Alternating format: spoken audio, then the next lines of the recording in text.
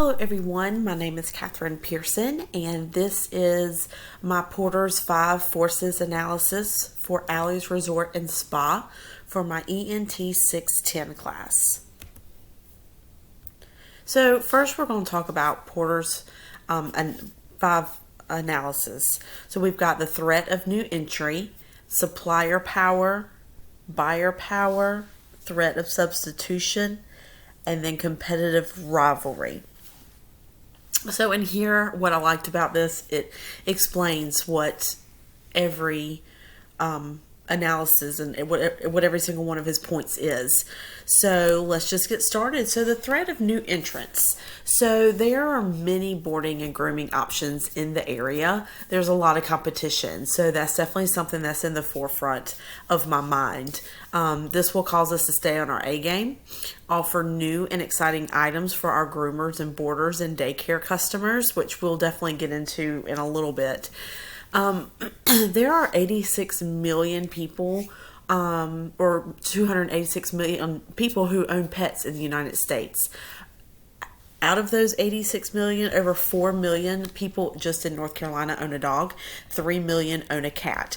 And so you're probably like, well, what does that matter? But it matters because where I will be located is really in a great place. It's on the way to the beach, which many people, not just North Carolina, but from Virginia and from up north and everywhere, come down and go to our beautiful beaches.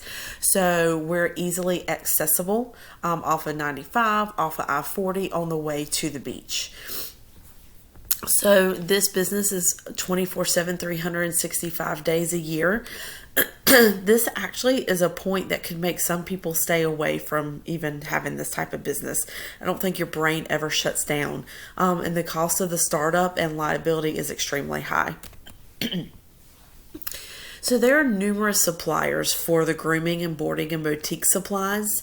I helped a dear friend, actually is my old boss who's a veterinarian.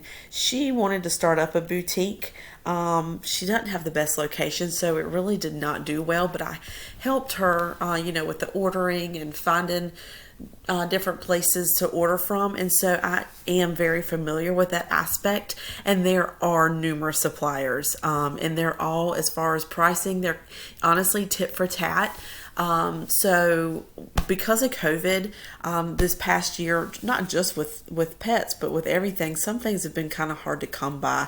I actually get my dog food online, and they actually would email me early and kind of encourage you to, or even order early, because things were kind of getting hard to come by.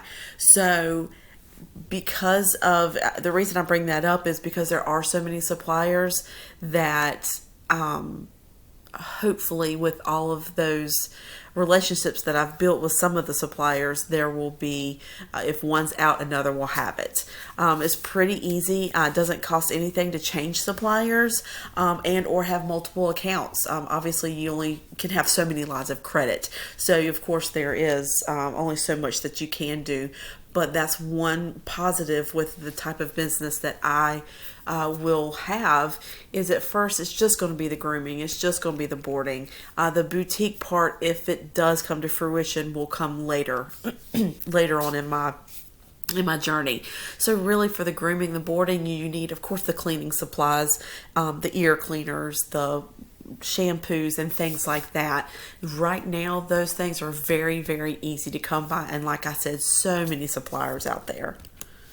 So the buying power, there's an open market for grooming and boarding. Like I said, I said in an earlier analysis that I have done previously, people spent over $100 billion on their animals, on their pets last year in 2020 during a pandemic. So it's a great place to be right now in the grooming and boarding facility.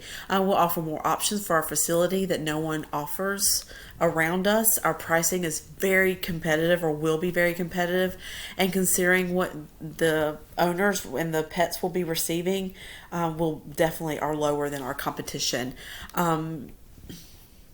if or when we add in the boutique, this will be harder to keep the pricing competitive because of the online pricing. Online is just the way to go now. But that will be something that will be harder for me to do, is to keep things more competitive in that aspect. I know in some of the analysis I have done for other classes in the past, I know I can definitely compete with, the PetSmarts and some things like that. And honestly, some of those items will even be a little tough, but the online is where I definitely will struggle a little bit. But there are ways to compete. So threat of substitution, this really will just kind of affect the boutique business. Once that happens, then the other aspects, obviously there's cheaper versions online and in other stores. You got Walmart. They've got cheap versions compared to, for toys and things like that, compared to the PetSenses and the PetSmarts. Even when it comes to leashes and collars and even grooming materials and things like that, they're definitely cheaper at Walmart. But when you have your pet owners who definitely want the top of the notch and the best of the best, and those really are the ones that we will be gearing towards. Definitely going to make things easily accessible and offer delivery within a certain radius. Like I said, we've got to learn how to compete with the online, and one way we can do that is to deliver. If we get the dog food and dog treats and things like that, that is definitely something that we have thought about down the road. And as I mentioned a little bit ago, have high end and low end items to compete with the Walmarts and to compete with the PetSmarts and things online. So competitive rivalry. In my surrounding area, we really have only, if you're going to compare apples to apples, we have two in my area. One that is in my, within 10 minutes actually of my home and close to where I would be. The other is a good hour and a half away.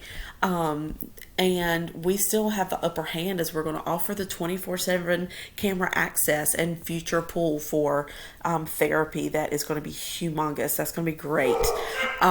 So that is definitely something that I look forward to.